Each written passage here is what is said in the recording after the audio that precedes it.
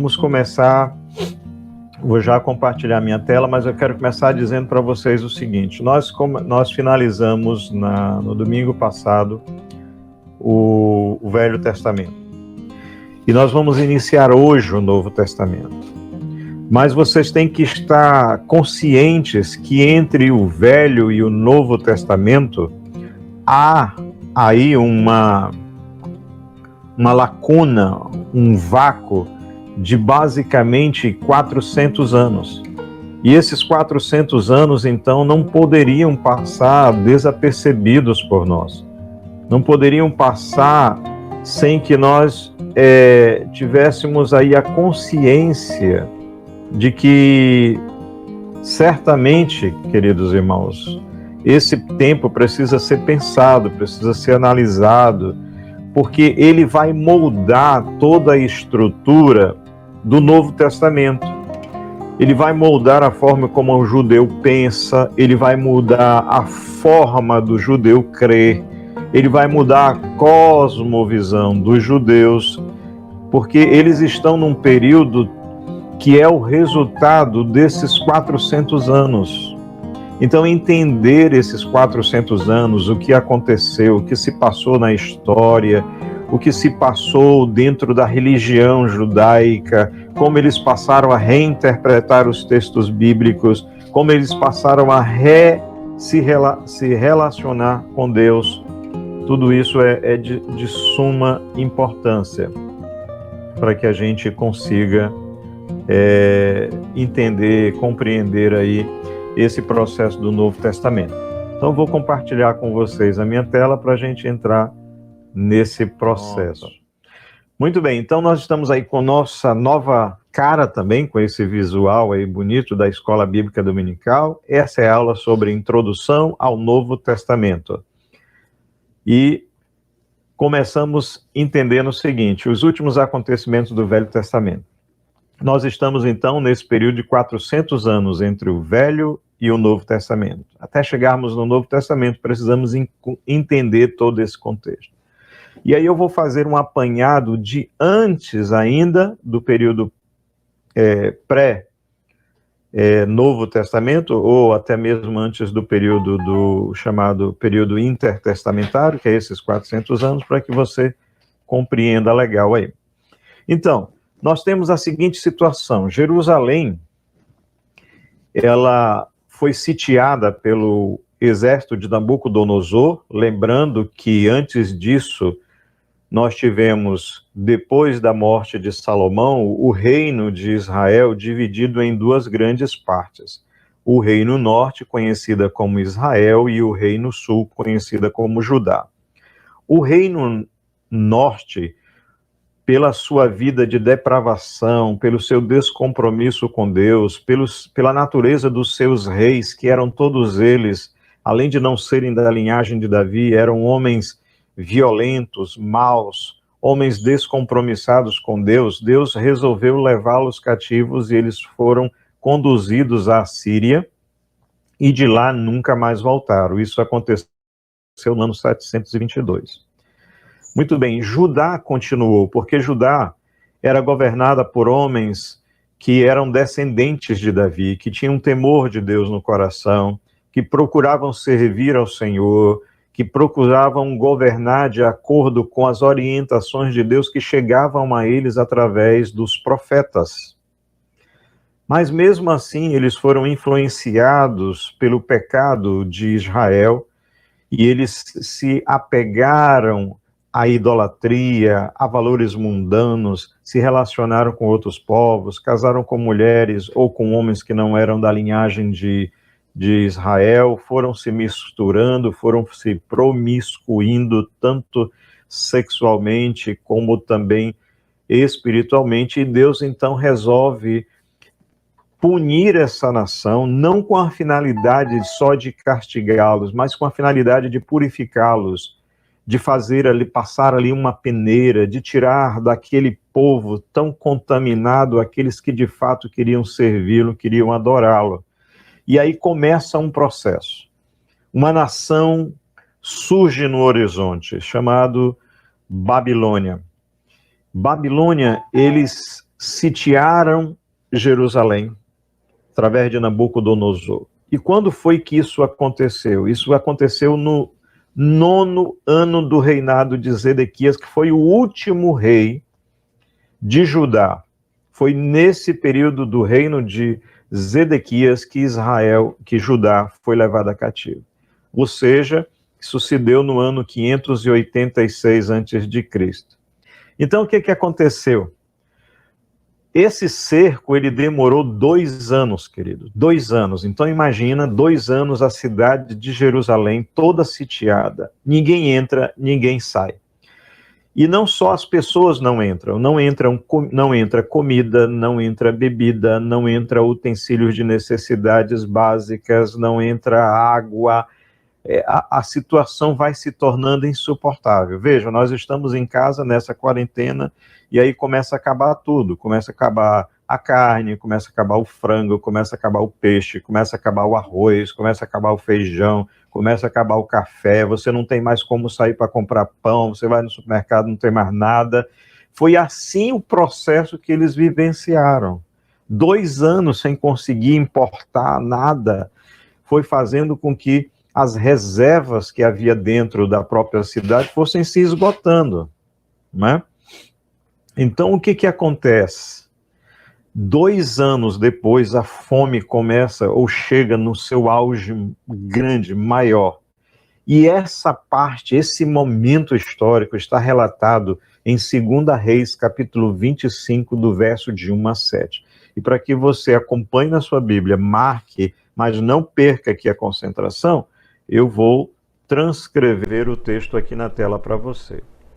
E eu vou ler para você acompanhar e ver o que aconteceu. Então diz o texto a partir do versículo 1. Sucedeu que, no 9º ano do reinado de Zedequias, aos 10 dias do 10º mês, então veja, 9º ano de Zedequias, aos 10 dias do 10º mês, aproximadamente o mês de dezembro ou janeiro, no nosso calendário, Nabucodonosor, rei da Babilônia, veio contra Jerusalém, ele e todo o seu exército, e se acamparam contra ela, contra Jerusalém, e levantaram contra ela tranqueiras em redor, ou seja, um cerco. A cidade, então, ficou sitiada até o 11º ano do rei Zedequias. Então, presta atenção, se isso aconteceu no 9º ano, e eles ficaram sitiados até o 11º, que é o 11, então eu tenho 9 mais 2, 11, então 2 anos demorou esse cerco. Aos 9 dias do 4º mês, quando a cidade se via apertada da fome e não havia pão para o povo da terra, ou seja, no momento de maior fraqueza, então a cidade foi arrombada e todos os homens de guerra fugiram de noite pelo caminho da porta que está entre os 2 muros, perto do jardim do rei, a despeito de os caldeus se acharem contra a cidade em redor, o rei fugiu pelo caminho da campina. Então houve uma debandada, houve uma deserção em massa, as pessoas procurando salvar as suas próprias vidas, porque o exército de Nabucodonosor está entrando na cidade e eles estão entrando para destruir, para matar. Então foi muito sangue, muitas pessoas mortas e muitas pessoas fugindo. Os próprios membros do exército do rei fugiu, o próprio rei fugiu. Então, diz aí que o rei fugiu pelo caminho da campina. Porém, o exército dos caldeus, dos babilônios, perseguiu o rei Zedequias e o alcançou nas campinas de Jericó. E todo o exército do rei Zedequias se dispersou e o abandonou. Então, o tomaram preso e o fizeram subir ao rei da Babilônia, que nesse momento ele não estava na campanha, ele estava em Ribla, o qual lhe pronunciou a sentença. Então, diante do rei de Babilônia, Nabucodonosor, o rei Zedequias foi levado e foi sentenciado. Agora, irmãos, isso ainda não foi o fim. Olha o que eles fizeram, diz o versículo 7. Eles pegaram Zedequias, colocaram diante do rei e fizeram trazer os seus filhos. Os filhos de Zedequias foram mortos à sua própria vista. E ao próprio rei, eles vazaram os olhos, furaram os olhos dele. E depois eles ataram-no com 2 cadeias de bronze e o levaram para a Babilônia, para trabalhos forçados, onde ele morreu. Então vejam, então, irmãos, que esse momento aqui foi de muita dor, de muito sofrimento. Quando nós estávamos estudando o Velho Testamento, nós vimos também que durante esse período, enquanto Israel está tentando fugir, está tentando escapar, ajudar, melhor dizendo, escapar da morte, pessoas fugindo, subindo as colinas, se evadindo da cidade. Sabe quem estava lá olhando? Estavam lá os edomitas, Edom estava lá olhando. E eles não só estavam olhando, eles ficaram pelos caminhos, e à medida que as pessoas tentavam fugir, eles matavam e saqueavam essas pessoas. E não só fizeram isso, eles também ajudaram a entrar na cidade para saquear os bens, para saquear o que eles tinham de obras, o que eles tinham de ouro, o que eles tinham de prata, o que eles tinham de utensílios, o que eles tinham de roupa. Foi uma carnificina sem piedade. E o rei, além de ter sido preso, ainda precisou ver diante dos seus próprios olhos seus filhos serem mortos. E depois perdeu a vista e depois a própria vida. Então vocês vejam, irmãos, que esse foi o fim do reino norte.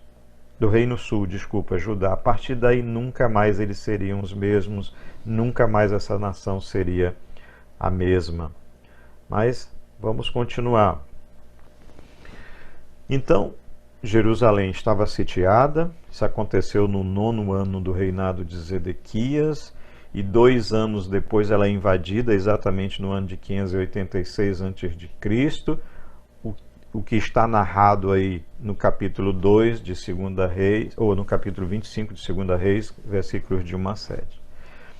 Agora, um mês depois dessa invasão, desse morticínio aí, dessa chacina que aconteceu na cidade, um mês depois, Nabuzaradã, que era um comandante do exército de Nabucodonosor, chega a Jerusalém.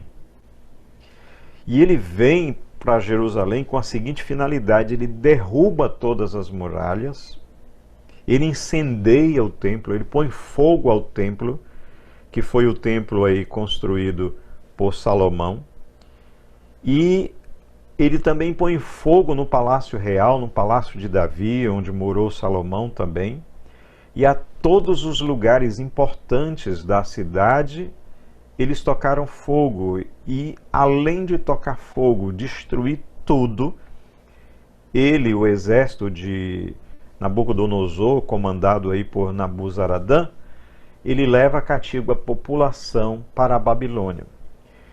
Este fato está relatado em 2 Reis, no capítulo 25, do 8 a 11, que é a continuação do que nós lemos. Para que você não se dispersa também, fique com a sua Bíblia aberta, marque tudo o que tem que ser marcado, mas eu vou compartilhar aqui a tela ainda com vocês. Pelo menos está aqui. Então, no 7º dia do 5º mês do ano 19º de Nabucodonosor, veja que agora a cronologia aqui não é pelo reinado de Zedequias, mas pelo reinado de Nabucodonosor. Então, no ano 19º de Nabucodonosor, rei da Babilônia, Nebuzaradã, chefe da guarda e servidor do rei da Babilônia, veio a Jerusalém. E o que ele veio fazer? Ele veio para queimar a casa do Senhor e a casa do rei, como também todas as casas de Jerusalém. Também entregou às chamas todos os edifícios importantes. todo o exército dos caldeus que estavam com o chefe da guarda derribou os muros em redor de Jerusalém.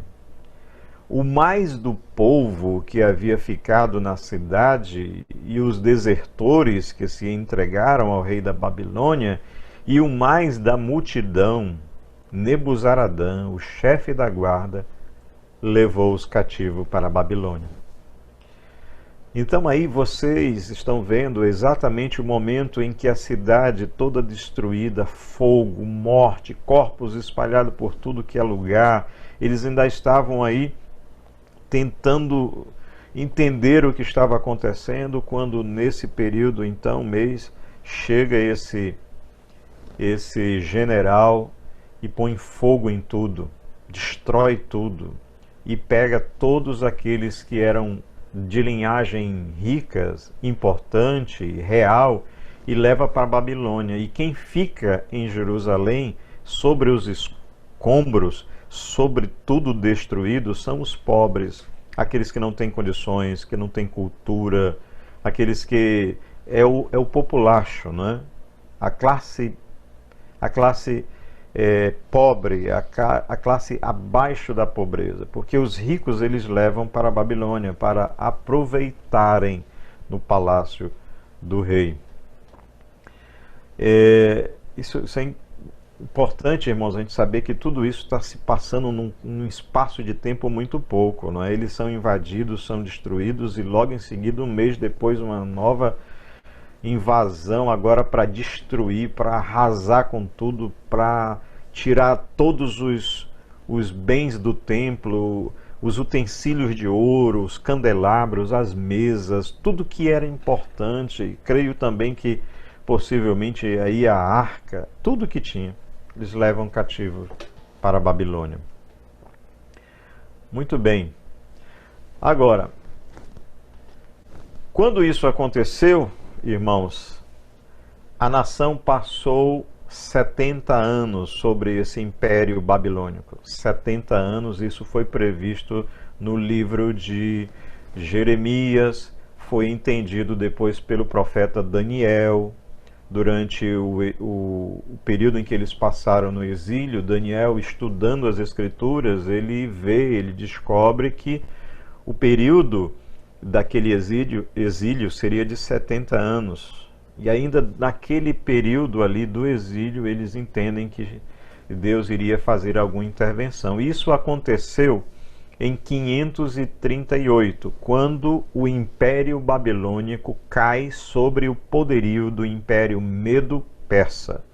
Uma junção desses dois reinos, uma coligação política, se reúnem para enfrentar um dos maiores impérios de todos os tempos, que foi o Império Babilônico. E eles conseguem vencer a Babilônia, e a Babilônia cai. Era o rei Ciro III, cai em 539, Babilônia cai sobre o poderoso exército dos medos e dos persas. Os judeus então são liberados para retornar a Jerusalém para reconstruir o seu templo. Lembrando que os persas tinham uma metodologia diferente de agir nas suas conquistas dos babilônios. Os babilônios e os assírios, quando eles conquistavam o povo, eles tiravam o povo da sua terra natal e os levava para outros lugares, exatamente para que eles perdessem a cultura, perdessem os costumes, perdessem a sua religiosidade, se perdessem enquanto povo, enquanto nação. Já os persas, eles agiam diferente. Eles conquistavam, eles mantinham a população nos seus devidos lugares e apenas queriam receber os impostos, né? A carga pesada financeira que era imposta a essas nações, que deveriam ser repassadas ao Império Persa, mas o povo, eles tinham respeitado o seu local de vida e a sua religiosidade e não eram mexida. A política era influenciada porque eles diminuíam o poder político, mas eles não retiravam da terra. Como quando os medos e os persas conquistaram a Babilônia, os judeus estavam vivendo na Babilônia já por 70 anos, não é? Exilados lá, O rei, então, que conquista tudo isso, que era o rei Ciro, ele baixa um decreto e diz o seguinte: olha, todos vocês que estão aqui na Babilônia, que quiserem retornar para Judá, para a terra de vocês, vocês podem fazê-lo. E tem mais, os cofres públicos, o erário, vai financiar o retorno de vocês para a terra de vocês e vai também financiar a reconstrução do templo. Quem quer ir? Isso foi feito num documento oficial que está registrado em 2 Crônicas, capítulo 36, versos 22 e 23, que eu vou aqui compartilhar com os irmãos. Aqui está na tela. E diz o texto de 2 Crônicas 36, 22 e 23. Porém, no primeiro ano de Ciro, não primeiro ano do reinado de Ciro, primeiro ano em que ele conquista a Babilônia, né? Rei da Pérsia, para que se cumprisse a palavra do Senhor por boca de Jeremias, despertou o Senhor o espírito de Ciro, rei da Pérsia, o qual fez passar pregão por todo o seu reino, como também por escrito, dizendo, aí vem a transcrição do documento real, do edito real, da lei, do decreto de Ciro, e dizia assim: assim diz Ciro, rei da Pérsia, o Senhor, Deus dos exércitos, Deus dos céus, me deu todos os reinos da terra e me encarregou de lhe edificar uma casa em Jerusalém para estar em Judá. Quem dentre vós, falando aos judeus, de todo o povo, de todo o seu povo, de todo o povo do Senhor Deus, que suba e o Senhor seu Deus seja com ele. Aleluias. Então aqui a gente vê Ciro, que era o maior governante de todos os tempos. Ele expande o reino dele muito mais do que o reino babilônico. Diz que esse rei, sob a influência de Deus, sobre a instrumentalidade do poder de Deus, ele baixa um decreto e ele libera os judeus que estavam no exílio para retornar à terra de Judá, reconstruir o templo, financia isso tudo em cumprimento da palavra do Senhor que foi dita a Jeremias antes do cerco, de que esse exílio demoraria 70 anos. Então a gente vê esse momento em que a nação volta. Então, o que acontece? Em 539, Babilônia cai sob o poderoso exército dos Medos e dos Persas. Os judeus são liberados para retornar a Jerusalém e reconstruir o templo. O texto que narra isso está em 2 Crônicas 36, 22, 23. E aí começa o processo de retorno. Lembrem-se, nós ainda não entramos no período intertestamentário. Eu estou fazendo aqui uma recapitulação do que nós aprendemos nos últimos livros que nós estudamos do Velho Testamento. Então, o que acontece? Esse processo de retorno, ele se dá em 3 momentos distintos. Primeiro momento, que é logo depois do decreto baixado de Ciro, volta uma turma de Jerusalém, mais de 46 mil pessoas. Vejam, em Jerusalém, na Babilônia, havia mais de 1 milhão de judeus. Veja que o número de judeus que volta é insignificante. Por quê? Porque lá na Babilônia, a turma que foi levada para lá, lembrem-se, eram pessoas ricas, de influências, e eles se estabeleceram na Babilônia. Eles se estabeleceram, eles cresceram, eles se enriqueceram e não queriam mais voltar. A não ser aqueles que tinham compromisso com Deus, que tinham uma visão da terra prometida, aqueles que queriam permanecer fiéis ao Senhor. Então, esses voltam, uma turma de mais de 46 mil pessoas, e eles são liderados por um homem chamado Zorobabel. E ele tinha uma meta quando ele voltou, que era a reconstrução do templo. Eles chegam em Jerusalém, primeira coisa que eles fazem, eles constroem o altar, que era o altar que ficava na entrada do templo e onde eram feitos os sacrifícios de ofertas ao Senhor realizados pelos sacerdotes. Primeira coisa que eles fazem é reconstruir esse altar. E depois eles começam a lançar os fundamentos do templo. Tira todas os entulhos, as pedras, aquilo que foi queimado, começam a movimentar tudo e começam a relançar os fundamentos do templo, isso 2 anos depois.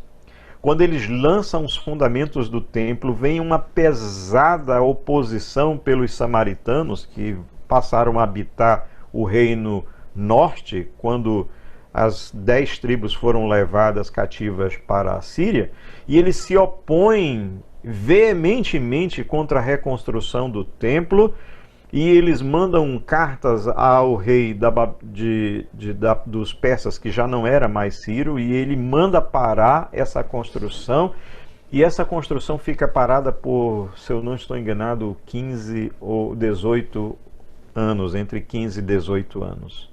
A construção fica parada. E quando fica parada, as pessoas em Jerusalém pararam de se preocupar com a construção do templo e começaram a construir as suas casas, os seus palácios, as suas mansões. Lembram que o texto vai falar lá de casas apaineladas, casas luxuosas, casas belíssimas, mas o templo está lá, está em ruínas, apenas com os alicerces lançados. E aí Deus levanta 2 profetas, Ageu e Zacarias, e esses 2 homens, sob a unção do Espírito Santo de Deus, confronta Zorobabel, confronta Josué, que era o sumo sacerdote da época, e diz: voltem a reconstruir o templo, porque vocês erraram no que é prioridade. Vocês passaram a dar prioridade a vocês e se esqueceram do Senhor. E aí, influenciados por esses 2 homens, eles voltam a reconstruir o templo, e 4 anos depois eles terminam a construção do templo.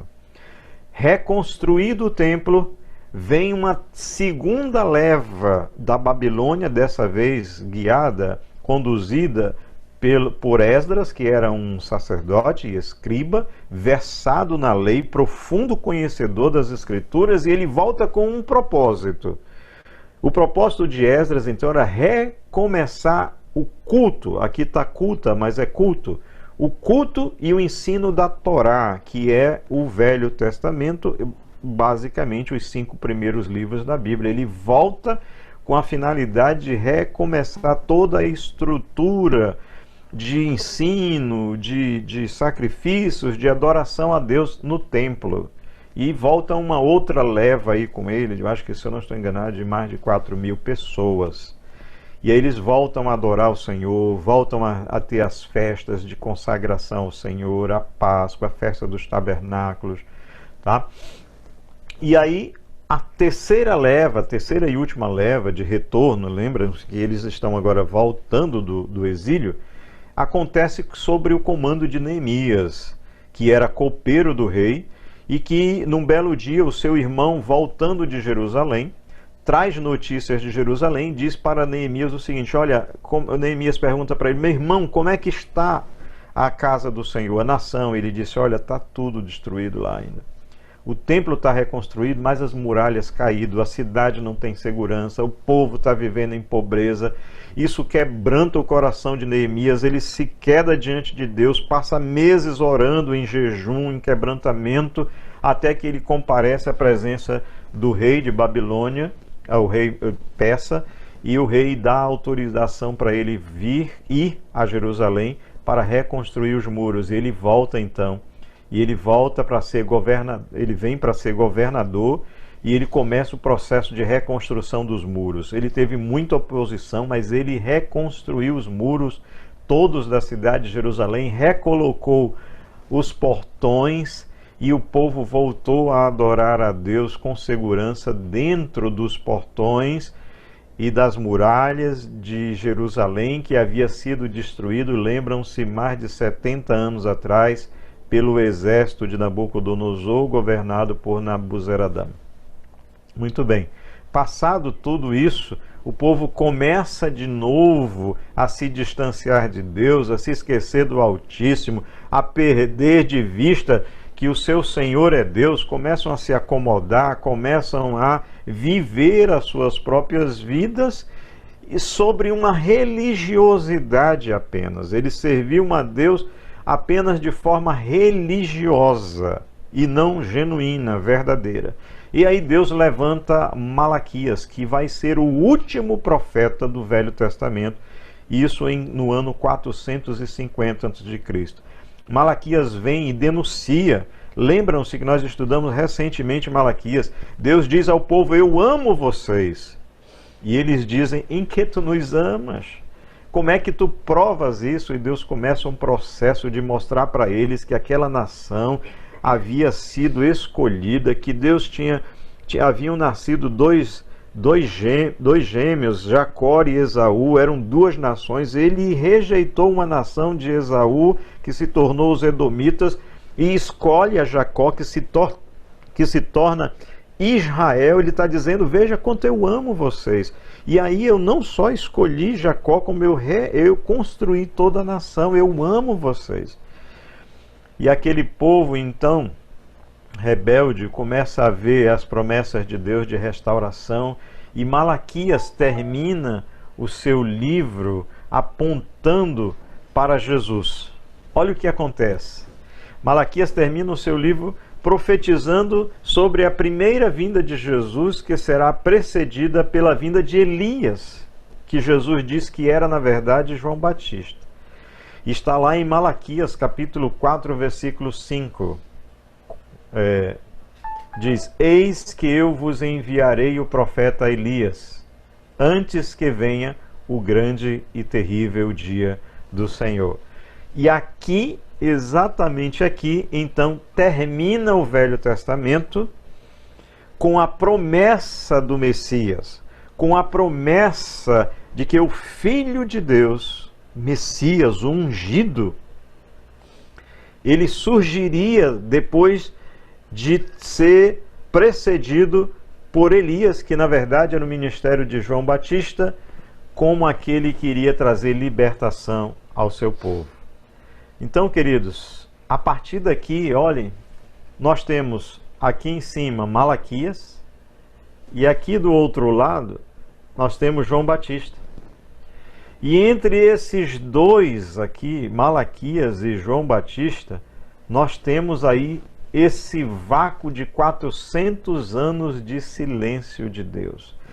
Com Malaquias, essa última profecia, leia de novo o livro de Malaquias com empenho, com afinco, com dedicação, pedindo de Deus revelação, porque aquele homem foi o portador da última mensagem de Deus no Velho Testamento. A partir daí Deus silencia.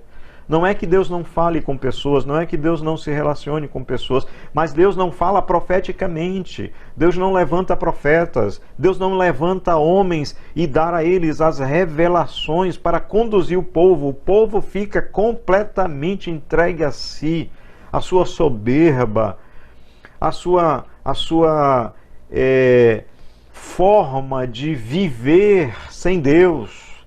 Eles queriam viver sem Deus, eles queriam construir a própria vida, e Deus os deixa, os lança nessa própria condição por 400 anos, silenciando, não falando através de profetas. E é dentro desse espaço de 400 anos que começa agora a nossa caminhada. Nós vamos começar esses 400 anos e vamos parar lá no início do nascimento aí de João Batista. Tá bom? Então, prepare o seu coração. Nós estamos entrando agora num período chamado intertestamentário. Pense na primeira montanha do lado esquerdo como o Velho Testamento. Pense na segunda montanha do lado direito como o Novo Testamento. E pense nesse período aí no meio como um período intertestamentário. Ou seja, Testamento Velho, Testamento Novo, 400 anos de silêncio de Deus. É nesses 400 anos aqui que nós vamos mergulhar agora. Então, esse é conhecido então como um período interbíblico ou intertestamentário, porque ele está entre os dois testamentos. E aí a coisa começa assim, irmãos.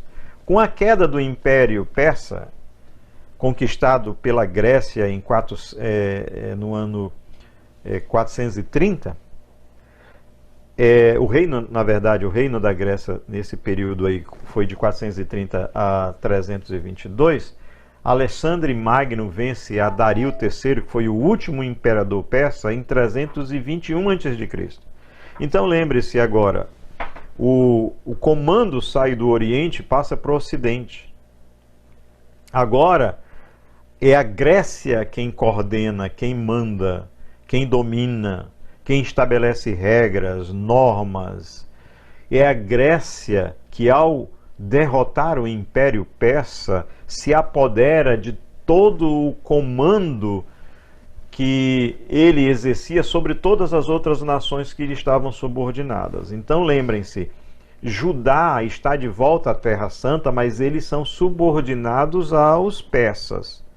A Grécia vence os persas, então Judá passa a ficar sobre o comando, sobre o domínio da Grécia. Tudo bem? E esse homem, Alexandre, chamado de Alexandre o Grande, ele era apaixonadíssimo por toda a cultura grega, chamada período helênico dos gregos.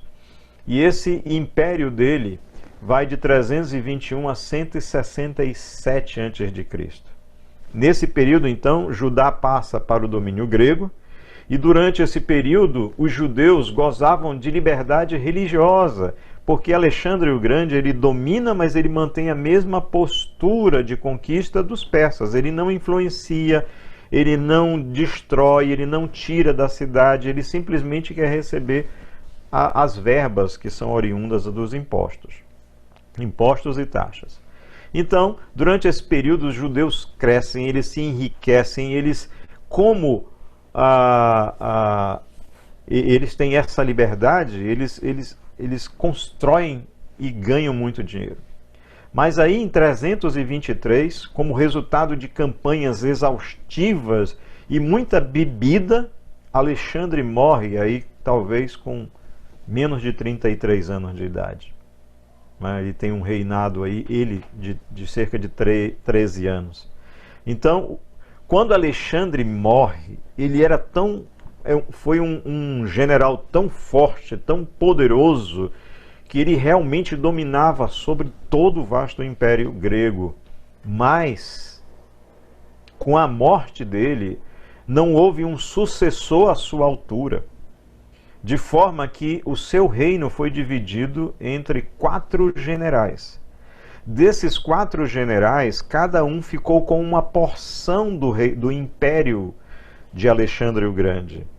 Dentre esses 4, apenas 2 nos interessa, porque são os 2 que têm a ver historicamente com a nação de Judá e por consequências, com tudo que vai acontecer no Novo Testamento. O primeiro é Seleuco, que governou sobre a Síria, lembrando que a Assíria já tinha sido destruído por Babilônia. Estamos falando da Síria. Então Seleuco domina sobre a Síria e Ptolomeu domina sobre o Egito.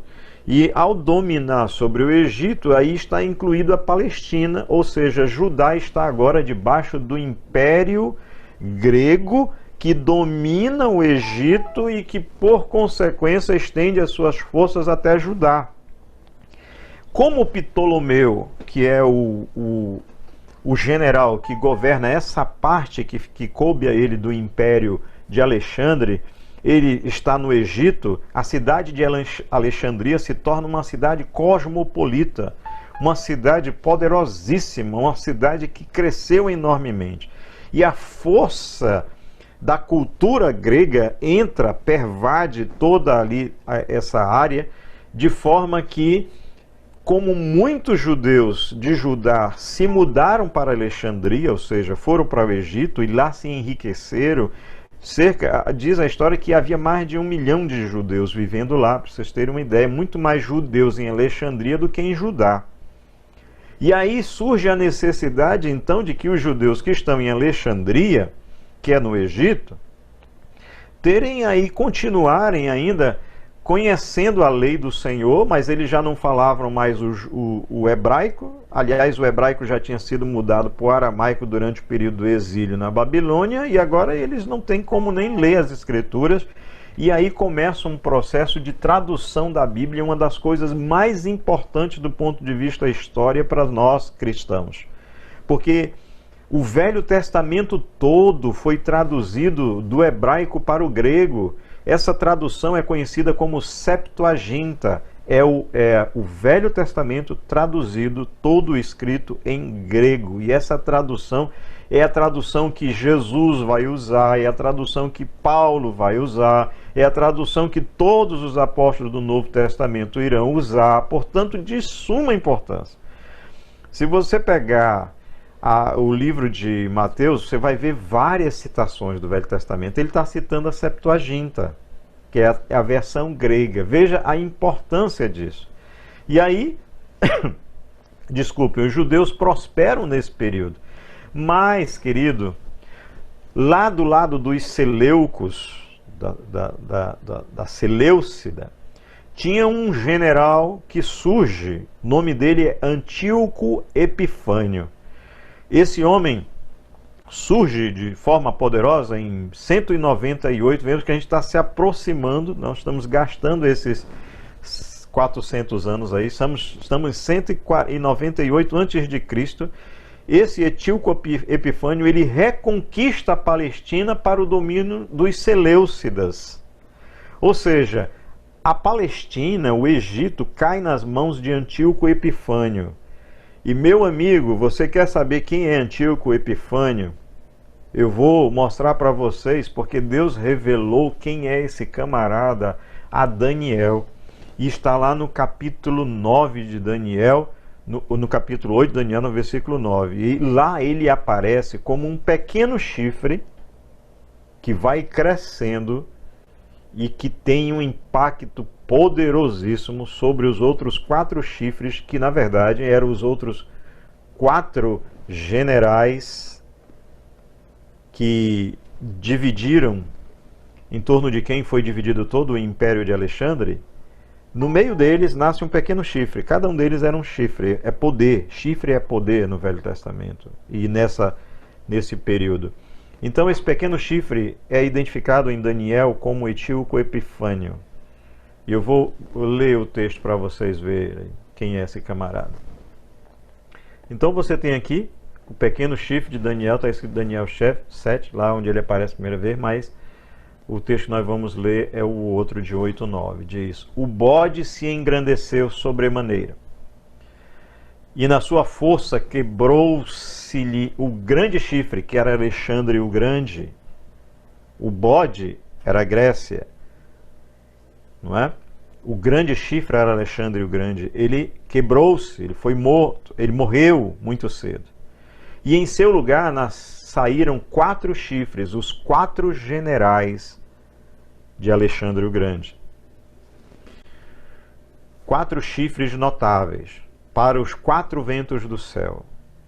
De um dos chifres, que é lá dos Seleucidas, saiu um chifre pequeno e se tornou muito forte para o sul, para onde fica o reino de Judá, para o oriente, onde fica essa área toda de Israel, do Egito, e para a terra gloriosa, que é a terra santa, que é o local onde estava localizado Judá.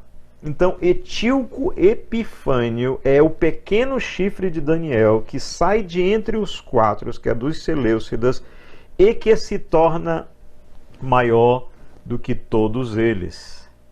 E aí, para que você entenda esse processo todo, Antíoco, que é o nome dele, Epifânio, que é um título, significa Deus manifesto. Epifânio significa Deus manifesto. Quem estuda teologia sabe que Jesus apareceu várias vezes no Velho Testamento antes da sua encarnação. Isso chama-se teofania, manifestação de Deus antes da encarnação. Epifânio significa exatamente a mesma coisa, Deus manifesto, mas não Deus, Jesus, não Messias, e sim Epifânio, Antíoco Epifânio, ou seja, Antíoco é o Deus manifesto. Então, esse pequeno chifre que vem, se coloca no lugar de Deus, ele é uma miniatura, para vocês terem uma ideia, ele é uma miniatura do anticristo vindouro. Ele também é a figura da própria queda de Satanás, lá no livro de Daniel. Então, Antíoco Epifânio é uma manifestação prévia, miniaturizada, diminuída do anticristo. O que esse homem fez para ser considerado assim? Ele fez uma imposição de que toda a cultura helênica fosse imposta de goela abaixo a todos os povos dominados. Então eles tinham os seus deuses, né? E eles queriam que todas as nações se submetessem ao helenismo, à cultura helênica, à língua, aos deuses, ao panteão grego. E esse homem vai com tanta força sobre Judá, que era a sua maior resistência, que ele resolve queimar os escritos do Velho Testamento. Muitos escritos, muitos rolos do Velho Testamento foram queimados em praça pública por ordem de Antíoco Epifânio. Já começa aí a tentativa de destruir a obra de Deus. Depois esse homem determina a profanação do templo, e em 168 a.C., em capítulo de Daniel, capítulo 8, versículo 11, está escrito a determinação dele. Olha o que esse homem fez aqui em profecia. Diz: sim, engrandeceu-se o pequeno chifre, que é Antíoco Epifânio, até ao príncipe do exército. Ele cresce, se torna o principal. E dele tirou o sacrifício diário, e o lugar do santuário foi deitado abaixo. O que esse homem fez? Ele entrou no templo e ele pegou uma porca, que é um animal imundo aos judeus, e no templo não, desculpe, no altar, que fica fora do templo, e ele sacrifica um animal impuro, que é uma porca, e a partir daquele momento ele simplesmente traz a abominação sobre a nação de Israel, porque a partir daí eles não podem mais adorar a Deus naquele lugar. O templo tem que ter as suas portas fechadas, e para toda adoração a Deus ali, porque o templo foi profanado. E esse homem faz isso, ele para que haja sacrifício, ele para a adoração a Deus, ele fecha as portas dos templos, que é a mesma coisa que Satanás vai fazer, agindo, operando através da pessoa do anticristo, cuja figura do Antíoco Epifânio é uma miniatura. Esse homem matou, destruiu, esse homem invadiu, esse homem fez pouco caso de Deus, esse homem pegou os seus deuses, colocou no templo, coisas terríveis, fora a quantidade de pessoas que ele mata, que é exatamente a mesma coisa que Antíoco Epifânio vai fazer com relação à igreja. Mas aí acontece o seguinte: houve um homem da família Hasmoneana, da família Hasmon, na verdade, conhecida como Hasmoniana. O nome dele era Matatias. Ele estava numa cidade de Judá quando chega um emissário real. Matatias era da linhagem sacerdotal. Chega um emissário real e ele diz para Matatias: pegue esse animal e sacrifique-o aqui ao Senhor, ao Deus dos gregos. Matatias, que era um homem fiel a Deus, um homem dedicado, consagrado, da linhagem sacerdotal, avança contra aquele emissário do rei e o mata. Não só não sacrifica, como o mata. E esse homem tinha 5 filhos. Dos principais deles estava Judas. Com essa situação, eles fogem, se reúnem com vários outros e começa uma revolução que iniciou, chamada Revolta dos Macabeus, sob a liderança de Judas. Judas, na verdade, ele era da família de Hasmon, né? Ele era dessa família, filho de Matatias, mas o nome dele, ele tinha um apelido que chamava Martelo, que na língua lá era Macabeus. Ele era um homem rústico, violento, general de exército mesmo, um homem assim capaz, e pela essa sua personalidade forte, ele era chamado de Macabeu, ou seja, de martelo. Por isso esse movimento passou a ser conhecido como a Revolta dos Macabeus. Ele não só reconquista as áreas de Judá, como em 3 anos depois, ou seja, se o templo foi profanado em 168, 3 anos depois, em 165, ele purifica o altar. Ele pega aquele altar onde foi sacrificado aquela porca, ele destrói aquele altar que havia sido construído, lembrem-se lá para o Zorobabel, ele destrói o altar todo, coloca as pedras dos lados e aguarda que os sacerdotes digam o que vão fazer com aquilo, e reconstrói um altar, reedifica o altar, purifica o templo e oferece o templo novamente em adoração ao Senhor. Aleluia! Por isso que esse momento histórico na história de Israel é chamado de Hanukkah, ou seja, em hebraico, consagração. Essa festa até hoje ela é comemorada pelos judeus. E aí eles passam a viver um período de liberdade que demorou 100 anos. Então, durante quase 100 anos, de 167 a 63 a.C., Judá é uma nação livre para a glória de Deus. É uma nação que não depende da Grécia, não depende dos persas, não depende de Roma. Eles são livres, comandados por esta família hasmoneana de Matatias, sobre o comando de Judas, que, é claro, depois morre, e aí vem os seus sucessores. Tudo bem? Nesse período, o que tem de importante, além dessa liberdade que eles conquistaram, da reconstrução do altar e da reconsagração do templo? É a escrita de 2 livros, chamados Primeira e Segunda Macabeus. Esses 2 livros narram todo esse processo de revolução que houve sobre o poderio desta família, a reconquista e a reconstrução do altar e a reconsagração do templo, e esse período em que a nação de Israel viveu livre. Tá? Esses registros são históricos, não são inspirados. Mas esses 2 livros foram colocados foram recebidos pela Igreja Católica num dos concílios, se eu não estou enganado, de Trento, não estou certo disso.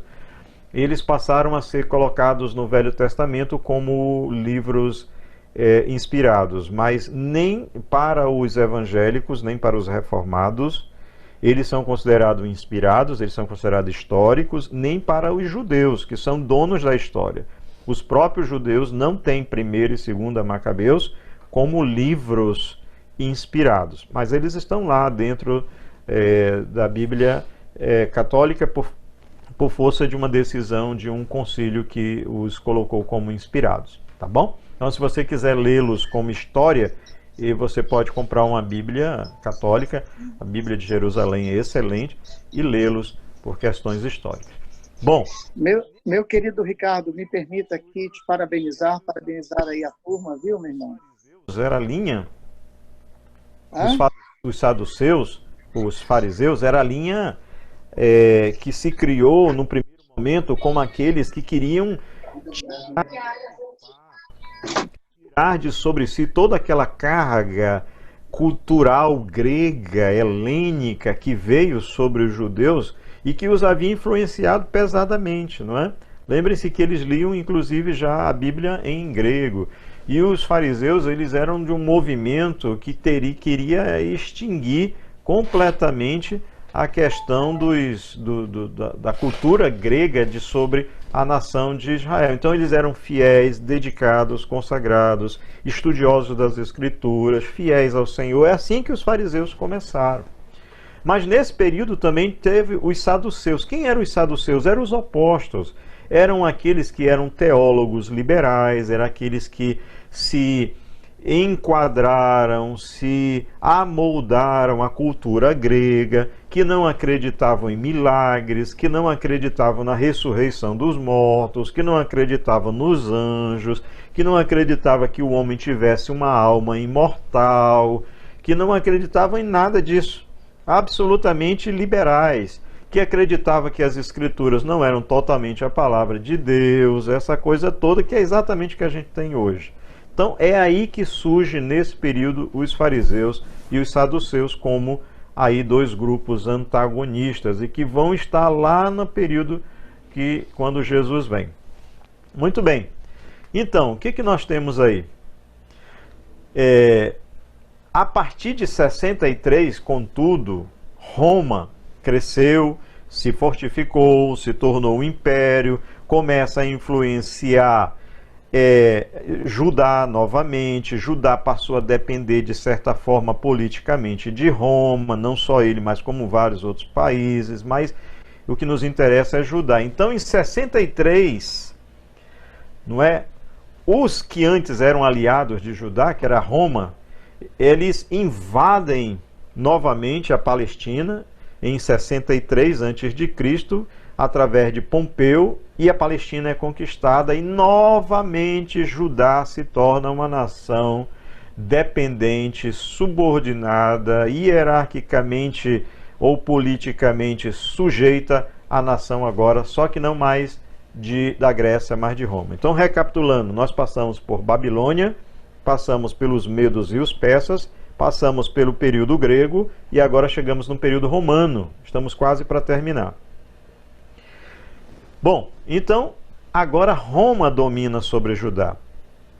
E Antípatre é nomeado governador na Palestina. Vejam que agora a família armoniana, asmoneana, é colocada de lado. Aquela família que gerou toda a revolta, que conquistou a liberdade, é colocada de lado, porque agora Roma vem com outro sistema de governo. Ele tira os governantes anteriores, que ele conquistou, e coloca lá Antípatre. E quem é Antípatre, que foi nomeado governador na Palestina? É um homem da linhagem de Esaú. Ele era edomita, idumeu de Edom, edomita, descendente de Esaú. Portanto, nem judeu ele era. Embora eles seguissem a questão da religiosidade judaica, mas como um elemento de poder político. Mas veja, agora nós temos sobre o comando da nação de Judá um homem que é edomita, que é descendente de Esaú, e não mais da linhagem de Davi, e não mais um sacerdote fiel ao Senhor, mas um homem colocado ali à força. Muito bem, esse homem foi pai de um garotinho, uma criança que nasceu no ano de 73 a.C., chamado Herodes. Vocês estão começando a ver agora, a gente está começando a nos aproximar do Novo Testamento. Nasce Herodes, chamado o Grande depois, filho de Antípatre. Vocês vão já saber quem é essa peça. Bom, então em 47, Herodes, que havia nascido em 73, ele é nomeado governador da Judéia. Lembra-se que Antípatre era toda a Palestina. Aí incluía Samaria, incluía outros lugares. Mas sobre Judá, especificamente, que era o reino sul, é nomeado Herodes, filho de Antípatre, como governador da Judéia e depois, posteriormente, da Galileia também. Ou seja, ele ficou como governador do reino norte, do reino sul e do reino norte. Agora, eu quero só destacar algumas coisas, alguns fatores sobre esse homem chamado Herodes, que nós vamos vê-lo em todo o Novo Testamento. Ele e os seus descendentes. Esse homem foi aquele que recebeu os magos que vieram adorar a Jesus no seu nascimento. Foi Herodes que recebeu aqueles magos. Não sabemos quantos magos eram. Alguns acham que eram 3 pela quantidade de presentes, não é? Em alguns livros